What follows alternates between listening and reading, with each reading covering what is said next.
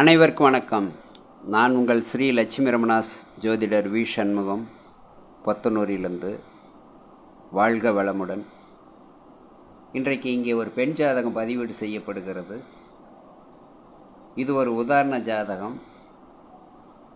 கடக லக்கணம், ரிஷபராசி, ஜாதகி பிறந்தது கிருத்திகை நட்சத்திரம், சூரிய தசை 5 வருஷம் 6 மாதம் இருப்பு. லக்கணத்துக்கு 3இல் குரு, 6இல் சனி ராகு, 7இல் செவ்வாய், 8இல் சூரியன் புதன், 9இல் சுக்கிரன், 11இல் சந்திரன், 12இல் கேது. இதுதான் ஜாதக அமைப்பு. இந்த ஜாதகர் பிறவியில் பரம்பரை பணக்கார பெண். ஆணையிட்டால் 1000 பேர் வந்து உதவி செய்வதற்கு காத்திருக்கிறார்கள். பெரும் செல்வந்தர் குடும்பத்தில் பிறந்த பெண். பிடிவாத குணம், ஆசைப்பட்டதை அடைய வேண்டும் என்கின்ற எண்ணம், தனக்கு நிகர் யாரும் இல்லை என்கின்ற கர்வம், இத்தனையும் உடைய பெண். இவர் ஜாதகத்தில் சூரிய தசை 5 வருஷம் 6 மாதம், சந்திர தசை 10 வருஷம், ஆக 15 வருடம் 6 மாதம். அடுத்து செவ்வாய் தசை 7 வருஷம் வருகிறது. இந்த பெண் ஒரு 16 வயது முடிவதற்கு முன்பாகவே ஒரு 15 வயது 6 மாதத்திற்கு மேல் ஒரு படிக்கின்ற இடத்திலே தன்னுடைய தோழரை திருமணம் செய்து கொண்டார்.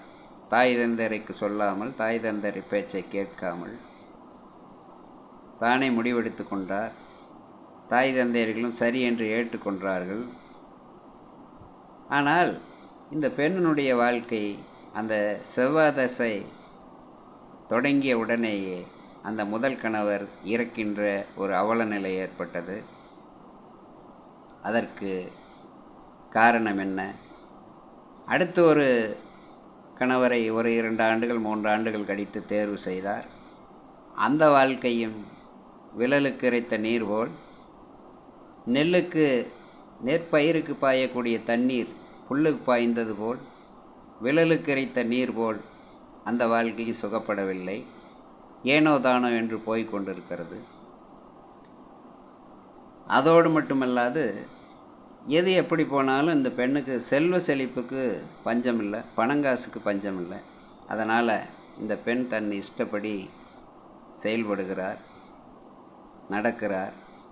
இதற்கெல்லாம் காரணம் என்ன என்று பார்த்தோம் என்றால், இந்த 2 பட்ட இல்லற வாழ்க்கை எதனால் ஏற்படுகிறது, ஏன் இந்த பெண்ணுக்கு இப்படி ஒரு நிலைமை என்று பார்த்தால், செவ்வாய் 7இலே உச்சம், 7ஆம் இடத்ததிபதி 7க்கு 12 6ஆம் இடத்தில் ராகுவோடு மறைகிறார். 2 குடைய குடும்பாதிபதி, தனஸ்தானாதிபதி, வாக்குஸ்தானாதிபதி என்று சொல்லக்கூடிய அந்த 2ஆம் இடத்ததிபதி சூரியன் 8இலே மறைந்து விடுகிறார். 3 12 குடைய புதனும் 8இலே மறைகிறார். இந்த ஜாதகத்தில் லக்கணத்துக்கு 11இல் சந்திரன் உச்சம், லக்கணாதிபதியே 11இல் உச்சம். லக்கணாதிபதி நின்ற ராசி அதிபதி சந்திரனுக்கு 11இல் உச்சம். செல்வம், சிறப்பு எல்லாம் இருக்கிறது. ஆனால் இல்லற வாழ்க்கை மட்டும் சரிபடாது என்பதற்கு இதுதான் காரணம். 7இல் செவ்வாய் ஒரு ஜாதகத்தில், ஒரு பெண் ஜாதகத்தில் 2 7 8 12இல் செவ்வாய் இருந்தால் அது வரும் கணவனுக்கு தோஷம் என சாஸ்திரத்தில் சொல்லப்படுகிறது. அடுத்து 7ஆம் இடத்தில் 7க்குடைய சனீஸ்வர பகவான் 6இல் ராகுவோடு சேர்ந்து மறைந்து விட்ட காரணத்தினாலே அங்கேயும் ஒரு தவறு நடந்து விடுகிறது. 2ஆம் இடத்ததிபதி சூரியன் 8இலே நின்று அதுக்கும் ஒரு பங்கம் விளைந்து விடுகிறது. சந்திரனுக்கு 8இலே ராகு சனி இருந்து அங்கேயும் அந்த குடும்ப வாழ்க்கை குறைபட்டதாக ஆகிவிடுகிறது. 12இல் கேது. இப்படி இந்த சுக்கிரனும் சந்திரனும் உச்சம் பெற்ற காரணத்தினாலே இந்த பெண் வாழ்க்கை செல்வ செழிப்போடு இருப்பதனால் சீராக போய் கொண்டிருக்கிறது. ஆனால் குடும்ப வாழ்க்கை மட்டும் குறைபட்டதாகத்தான் இருக்கும். அதற்கு என்ன காரணம்? எப்பொழுதுமே ஒரு பெண் ஜாதகத்தில் சந்திரனுக்கு 2இல் கேது இருந்தாலும், சுக்கிரனுக்கு 2இல் கேது இருந்தாலும்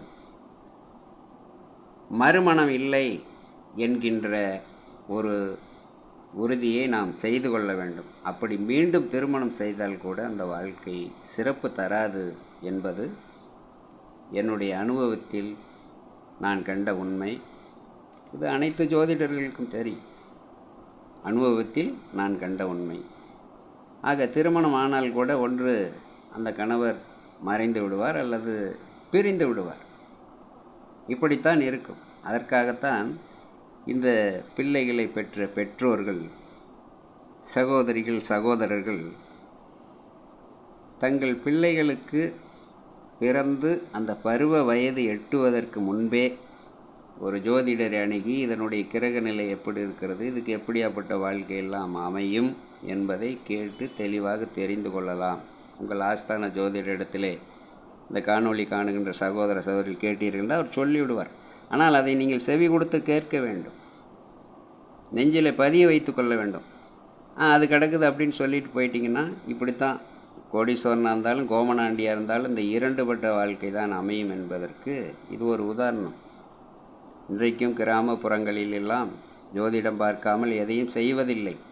நகர்ப்புறத்தில் இருப்பவர்கள்தான் அது கிடக்குது போ, அந்த செல்வ செழிப்பு இருக்கிற காரணத்தினால ஜோதிடமாவது ஒன்றாவது போ அப்படின்னு செஞ்சுட்டு கடைசியில் அந்த ஒரு மனநிலை பாதிக்கப்பட்டு மன துயரத்தில் வேதனையில் அந்த பெற்றோர்களும் அந்த திருமணம் தாய் தந்தரை கேட்காமல் திருமணம் செய்து கொண்ட பெண்ணும்